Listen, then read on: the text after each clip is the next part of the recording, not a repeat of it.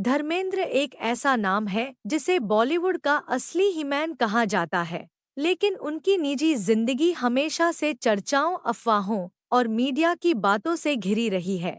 आज हम उनकी जिंदगी का वह हिस्सा जानने वाले हैं, जहां प्यार, जिद, परिवार और विवाद सब साथ चल रहे थे। धर्मेंद्र मुंबई आने से पहले शादीशुदा थे। उनकी पत्नी प्रकाश कौर थी और उनके 4 बच्चे थे। अपनी जिम्मेदारियों के साथ वह मुंबई आए अपना करियर बनाने। फिल्मों में हीरो बनना उनका सपना था। शुरुआत में बहुत संघर्ष किया, लंबी लाइनों में खड़े होकर ऑडिशन देना, कई बार रिजेक्ट होना, फिर भी कभी हार नहीं मानी।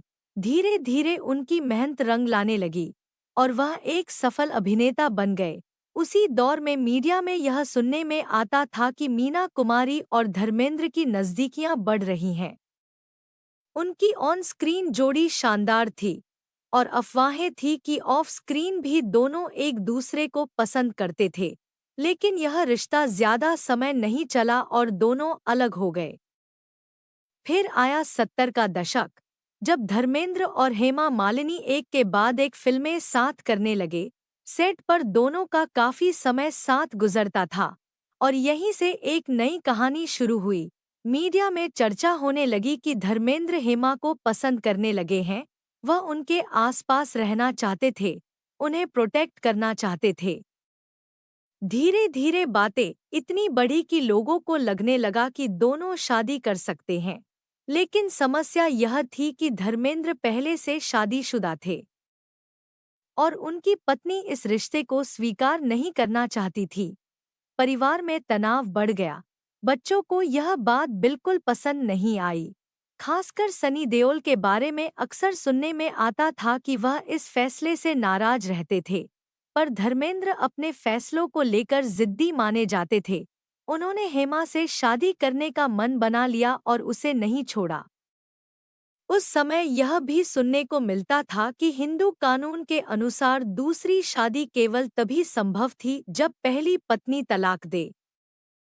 और तलाक न मिलने की वजह से अफवाह उड़ी कि धर्मेंद्र ने इस्लाम धर्म अपना लिया ताकि वह दूसरी शादी कर सकें। और कुछ समय तक यह बात गुप्त रखी गई, लेकिन धीरे धीरे यह खबरें बाहर आने लगी और मीडिया में चर्चा का विषय बन गईं।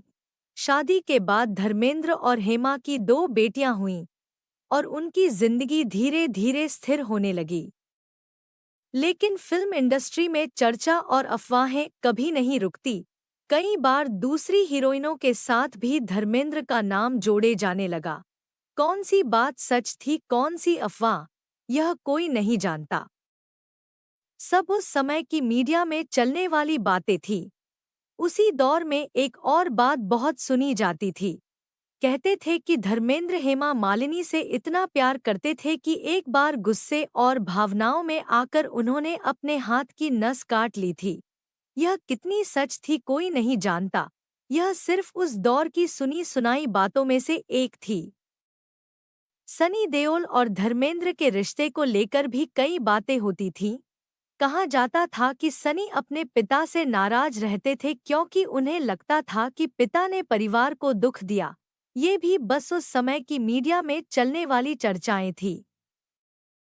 धर्मेंद्र के गुस्से की कहानियां भी इंडस्ट्री में खूब मशहूर थीं।